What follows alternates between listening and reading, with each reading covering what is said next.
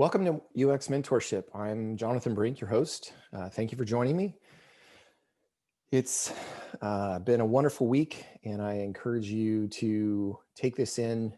And what I hope to give you today is really an understanding of the design process. And feel free to ask questions at the end. Looking forward to getting to know all of you. Let's get started. So I know as a group, I want to re-mention the rules. We're just getting started. So first, be an ambitious participant, be on time and ready to go. That's central to what I want to establish as a culture for UX mentorship as you participate here. Respect everyone's personal experience. It's different than yours. Everybody comes with their own understanding of the world, and we want to be gracious in allowing everybody to participate where they're at. If you'd like to ask a question or share something, place it in the chat and you will be called on. There are opportunities that I'm going to create where you'll actually be able to share. Specifically at the end today. So feel free and comfortable to raise your hand and ask questions. I encourage participation. If you participate, you agree to help two other people. That's sort of a defining ethic that I want to establish in this group. I don't care how you do that. I'm going to leave that up to you, but please understand that is the cost of participation, to give to other people and help them out. And from time to time, I'm going to encourage you to bring something you've learned to the group, either on the Slack channel or in other places, sharing a job opportunity. But please feel free to bring what you learned to this group. There are a couple updates. One is that we have moved from LinkedIn group to Slack. It's a lot better communication structure. So if you haven't already done so, please join us on the Slack group. This is the bit.ly URL that you can add yourself to the group. And if you do, please add an introduction when you join. That'll be really helpful.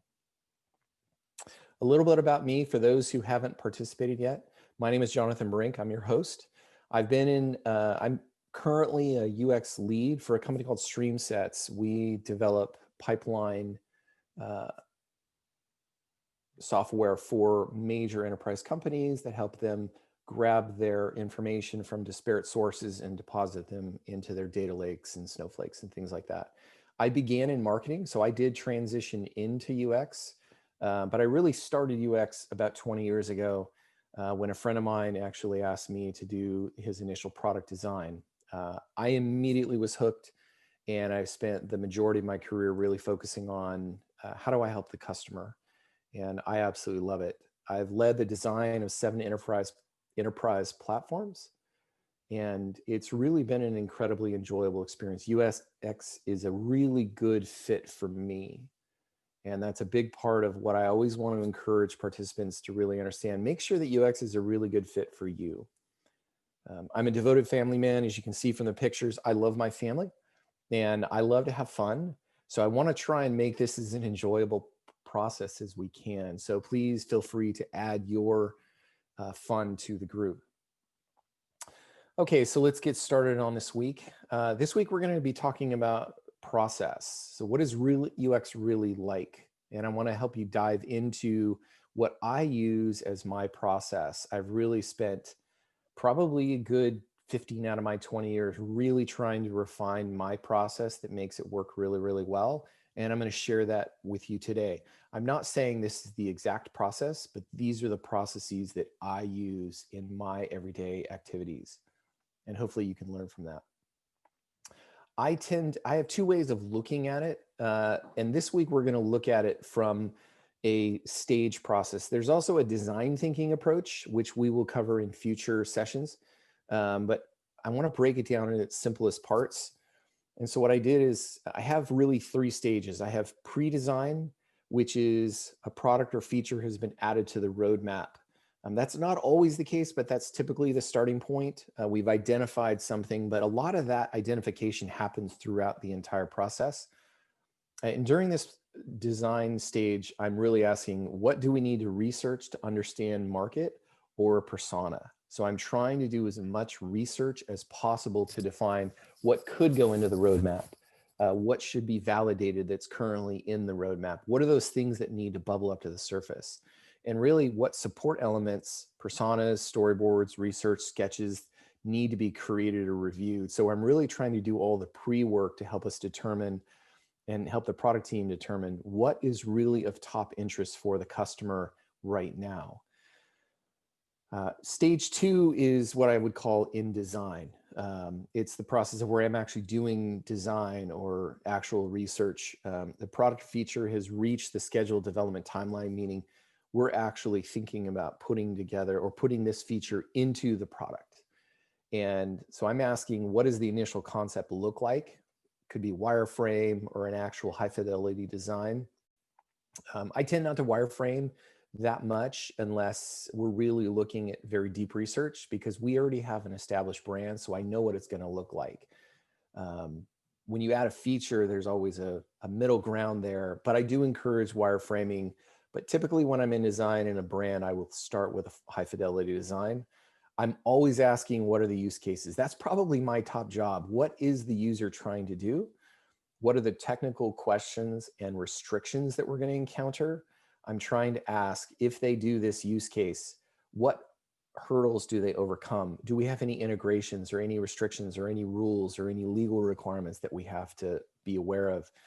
What are the what are the elements that need to be researched and validated? So when we're releasing a feature into a product on the roadmap, we try and do as much pre-research as possible before we're actually designing. So I will usually create at least a survey in the process, something that's going to help us inform the design process to say, is this really valuable to the customer? And stage 3 is really post-release. The product is so our feature that we've developed has been released to the public. And in this stage, we're asking, has engineered produced what we spec'd out? It's really about going back and really saying, okay, did we get it right? Is it close enough to the spec that the customer can use it effectively? And is this feature improving UX? Are we always growing and getting better? And then are we using telemetry to help us understand how our users are encountering problems, technical issues, and things like that?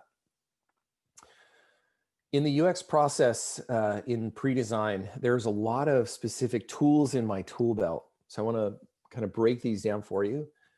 So when a product is scheduled on the roadmap, and we use Product Board, which I highly recommend, I will do a lot of product research surveys to really help me get a sense of which product is something that we really need to be attracted to, or which feature are we really needing to gear towards. I'll do a lot of initial discovery research. I interview probably 2 to 3 times a week and meet with customers. So I'm always meeting with customers. If we need to update or create a new persona, storyboarding, which I absolutely love. Storyboarding is really around more of a narrative evangelism. So we want to communicate to the internal team, really what's the big picture vision. So we use storyboards for that. And then really to develop low fidelity sketches. A lot of my product managers, I've actually helped them develop using Balsamiq to create really low fidelity wireframes. So there's really good tools you can use to communicate with your product team. But this is sort of everything we're doing to sort of ideate and sketch and understand what are we really thinking this feature looks like. So the first step in the process is really, UX is a tangible extension of product typically. And we're working with a product team to help define the product features according to a schedule. We use a product tool called Product Board, which I recommend. It's a very good tool for managing your product roadmap. Once the feature has made the list, we segment it out into different groups. But once it's made that release stage that says, okay, we're now going to go into research or we're going to go into design, that is when my team kicks into high gear. One of the first things that I do is I do a lot of surveys, and I'm really trying to define what the user wants. We try and do as much pre-research as possible in the company to validate new ideas before they ever go to code. The one thing that I've learned is research is cheaper than code. And so I want to encourage you to really fight for that opportunity to validate your ideas before you go to code, because code is expensive. Once you've gone to code, you now have an embedded system that is harder to change than it is to create brand new. So you want to validate as much as possible up front. We also are at my company, we spend a lot of time really trying to understand our customers. So we do a lot of persona work. We want to know who our users are, what are their ambitions, what are their goals, and what are their pain points. Those are sort of the three encapsulating questions that go into a persona. There's a lot of data you can add to that, but those are sort of the three defining core questions that we're always trying to discover. Again, I said we use storyboards a lot. I'm actually in a storyboard project right now because we're getting ready for a major release. And the idea of a storyboard is, what is the primary narrative of your product journey? In other words, what is the day-to-day life like of a customer interacting with your product? And really it's meant as an evangelism tool for internal purposes typically. I've rarely used them with external customers, but it can be. But it's really meant to help create an understanding for your internal team. Where are we going? What is the arc of the narrative of your user look like in using your product? And it's typically a happy path. You can include some product issues, but typically we're trying to showcase the best case scenario of what we want to create for our customer. And then we're asking, how does our user interact in real life with our product? So a storyboard includes lots of stops and starts. The customer will have breakfast and check out our product, and then he'll go to his team later in the day. So we're trying to really showcase them using the product in a real world life scenario. We use a lot of LoFi sketches, typically at the product team level. A lot of my product managers use Balsamiq as a sketching tool so that they can help sketch out their ideas as well. And then I'll take those ideas, we'll research them and kind of bring them up the chain into a higher fidelity sketch. We do have a very established brand. And so I will rarely sketch at a finished product level. Early in the stage in pre-design, I will, because I'm just trying to get understandings of what would the content, really wireframing is about understanding the content that goes into it, minus the brand. But if you have an established brand, it's okay to sketch in high fidelity. There's nothing wrong with that. Now, the big process is the UX process of design. So when you really have an established feature that you know has been validated with your customers, and now it's going up the chain and getting ready to be released to engineering. So what does that look like? So we typically will get a product requirement stock, what's called a PRD, from our product team. Now, I want to recommend that you really establish this for major features. For minor features, it's not necessary, but for major features, a product requirement stock is extremely helpful.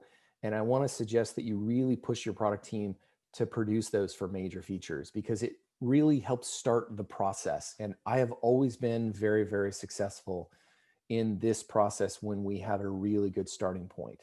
Because when you develop a PRD, it really establishes all of the questions that needed to be answered, and you work out all the kinks. From there, you're going to have use cases, sketches, and wireframes. You'll have a product internal team review. Design reviews are tough, but they're necessary. From there, you're going to develop a high fidelity prototype. And in each stage, you can see that it goes back. So it goes forward and back. You're always refining the process, especially around reviews. You're going to go back and develop more sketches and wireframes. But once you have a really good sense that you can move forward to your high fidelity prototype, and we always test everything we do. And I want to really place a lot of emphasis on that. Again, this is really one of your last opportunities to test typically before you release it to engineering. Please make sure you do this. It will save you a ton of time and your company a ton of money by testing before you release it to engineering. From there, I developed the UX spec. Now, the UX spec is different from the PRD because it's focused on all of the flows and the use cases and how the screens interact. This is not commonplace, but I found it to be one of the best tools I've ever created. And we will break down the UX spec in future sessions. And then if you do have time, it's rare, You can have extra weeks for testing. Typically, we're working on really a 4 to 8 week cycle, depending on how big the feature is. So let's dive in. So the PRD, again, what is in the product feature wise? And it can be broken down for a specific feature, and then what specific requirements for a minimally viable product are necessary. So this is where your product team is really focusing on, here's what we think needs to be in the feature in order for it to be successful for our customers. You need this document to help you understand what are all the specific case scenarios you're trying to solve. And it's an important exercise for your product team to most really good product teams will usually create a PRD. And I have a really great team. They create absolutely fantastic PRDs because it's the beginning thought process where you work out all of the scenarios and questions, and your engineering team gets involved in that. You want to have an engineering review, but this is really something that your product team is going to be creating, and you're going to be adding value to it. From there, you're going to be taking the PRD and then coming up with sketches. Now, sketches are really, really good at a startup level, but when you have a really established product, you can typically move towards higher fidelity, but it's really up to you and what you want to do. If you have a brand new product, I would start with sketches. And anytime I have a consulting client, and they have nothing, I always start with sketches, because what we're trying to really work out is all the content that's going on the page. What do the features look like in their simplest form, and how do they flow on the screen? You don't want to be worried about what does a button look like, or what is your brand, what color is and everything. You want to really be asking, I want to do this on the page, and how do I do that? But you want it in the simplest form. Now, internal reviews. Once you have initial ideas, one of the hardest things about being in creative is the review process. I don't want to make light of that. I really want to speak to that. Is you kind of put your energies into all of these design ideas, and then you have to have it reviewed by your team. It's very easy to get kind of trapped in an ego state where, oh, I don't want anybody to see it because I don't want them to not love my idea. This is probably one of the most valuable parts in the entire process. And here's why. Real innovation doesn't happen in a silo. You're not there to be Picasso. You're there to be part of a process in a team. And I can guarantee you that the more eyes you have on the product, and informed eyes, okay, people that can make good judgments, people that understand the customer and your persona, but also understand the integrations, also understand how does this interact with other features. You need those eyes. You're never going to capture 100% of the use cases effectively on your first go around, and you're not going to do it perfect. The review process sometimes is hard to go through because it's critical, but it's always going to make your product better. And so I recommend have key stakeholders, have your engineering, even have support team members who work with customers there for the design reviews, because the more voices you have thinking about the secondary and even corner cases that you really need for your MVP, the better it's going to be. It's not easy because you're the one being criticized because this is your work, but let that part go. I would highly recommend one of the things you learn to let the ego go in the design process. You're there to create value, not to boost your ego. And the more you do that, the more you'll actually find your team members add a lot of value to the process. Design is a team process, so don't let that trip you up. External testing. Now, when the rubber meets the road is when you put it in front of your customer, and that's the real design review. What you want to do is before that process, before your external testing, you want to get it is to work out all the kinks such that it looks fairly much like a finished product, although you can test lower fidelity sketches. That's totally fine. But you really want to get their sense of how does the current user see it? What are we missing? I ask two real defined questions when I do research that I ask every single time. What are we missing? And what do you love? And what are we missing is that corner case or secondary case that we've missed that they absolutely need as part of their process. And then you can take that information and go back and put it back into the sketches. And then what do you love? You're trying to get product validation for what you've currently created. Now there's a lot of gaps. There's multiple ways you can ask that same question, but I've always found that these two questions are really the most defining questions for all research. What are we missing and what do we love?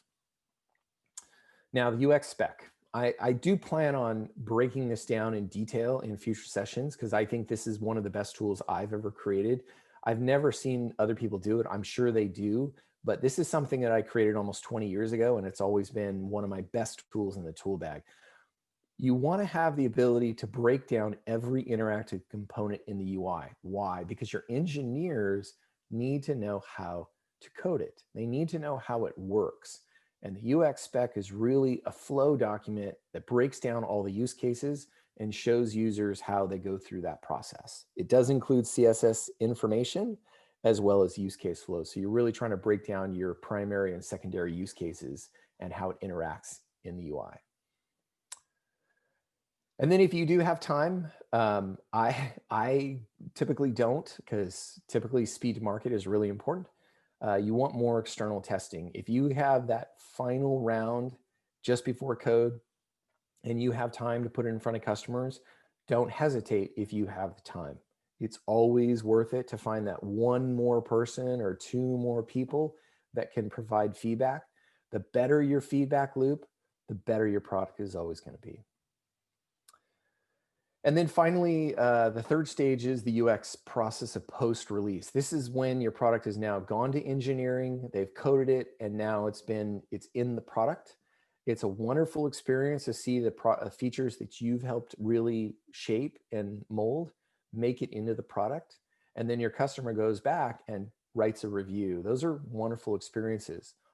So the first step in that post-release is a UX review. One of the things, my company doesn't have a QA team. We have a test team. And so it is my responsibility to go back and make sure they've coded it correctly. I will typically do this during coding. I won't do this after the fact. I will actually do it before it's actually released.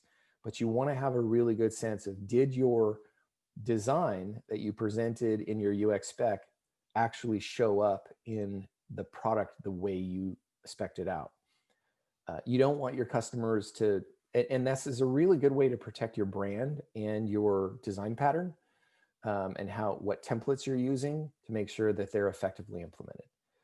From there, you want to consider using a usability study. Now, my team currently isn't big enough to really do a lot of usability studies, but there are a lot of tools you can use. And really what you're trying to look at is, now that we've put it into plan and it's actually in the product, are customers using it effectively the way we had designed them to use that? We actually have two really good tools that we found. One is called Mixpanel, which allows you to create trigger points and say, are our customers following specific patterns? And if they do, it provides a lot of telemetry to show you how they go through funnels in your use cases, to make sure that they're following consistent patterns. The second is Full Story. I highly recommend, because Full Story has a free version that allows you to have at least up to, I think it's 1,000 hours, which goes by really quick in an enterprise setting. But Full Story is a DVR that you will use. Actually, let me jump forward because I'm going to break this down. And then really updates to product board. So you really want to complete this cycle of having the final loop of your feedback back to product board for future development. Okay, UX review. Did engineers build it right? And if they didn't, this is your opportunity. Do this before you actually release. Make sure that you have some kind of review before it actually goes out to market. And you want to ask, are there any bugs or fixes? Do this beforehand your customer experiences them as much as possible. Make sure you review all the look and feel to make sure that it actually works well. Again, usability studies are how your users are actually using the product. Like I said before, try Full Story. It's a free DVR tool. We'll talk about it in a second. And then Mixpanel. Mixpanel uses usability prompts and metrics that are very valuable as part of the process. And Full Story is a DVR type user review that allows you to see a customer use, it's like a video recording. And what makes it really valuable is that it has a really great feature that allows you to delete the dead space. So whenever a person point clicks or types or move their cursor, it records. And every time their cursor stops and they're not doing anything, it cuts that out. So you're taking a 30-minute session and you're watching it in 5 minutes. And they also have a lot of tools that help you understand things like rage clicks and where customers are consistently reaching dead ends. It's probably one of the most valuable UX tools I've ever found. It's extremely expensive, but if you're at an enterprise level, you should be able to afford it. If you're at a startup level, they do have a free account, which I highly recommend.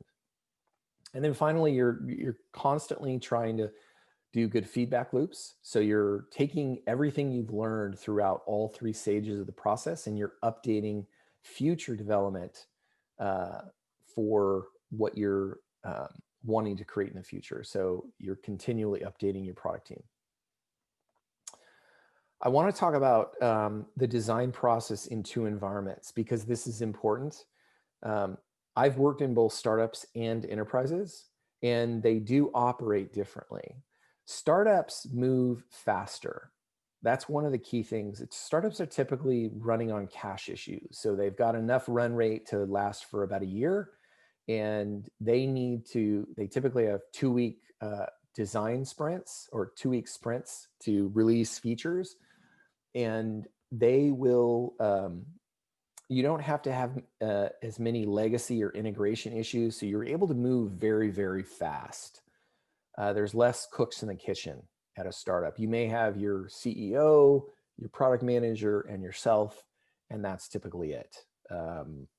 As example, it could get bigger, but less cooks in the kitchen means your design reviews are a lot smaller and with less people.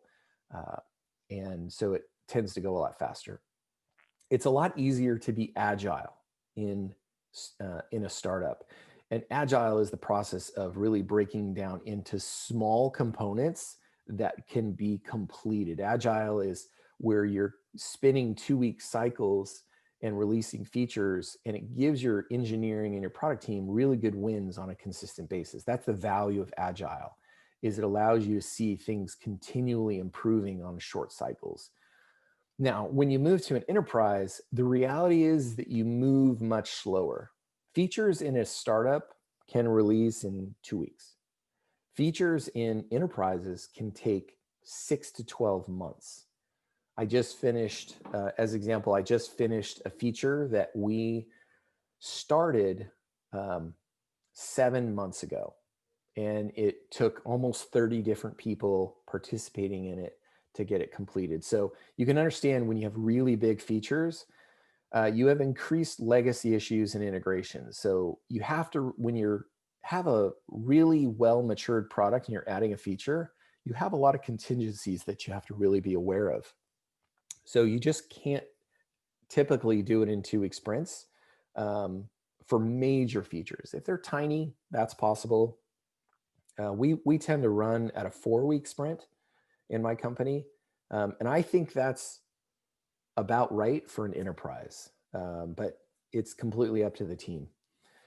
When you're an enterprise, you have a lot more cooks in the kitchen. You got to be aware of this, that it's just a reality. That's not a bad reality sometimes, unless you have real blockers. When people they just don't get it, or they don't want to get it, or they don't like it.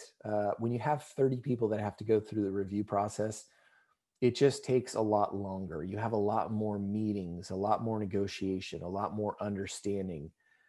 So when you have more cooks in the kitchen, it just takes longer. And you do have longer sprint cycles. You have 2 to really 8 weeks, sometimes 6 months per feature. And it just takes you a lot longer. So in an enterprise, you're juggling features on a rolling basis. It's most likely a combination of agile and waterfall. Waterfall is where you're working on multiple projects at the same time, and they have variable sprint cycles. So it's more attuned to where an enterprise is at. So I know for those watching this, this is actually a re-recording of the earlier session. Unfortunately, it didn't get recorded, so I don't have anybody to ask any questions. But if you do have any questions, feel free to add them in the chat on YouTube, and I'd be happy to answer them. Thank you very much.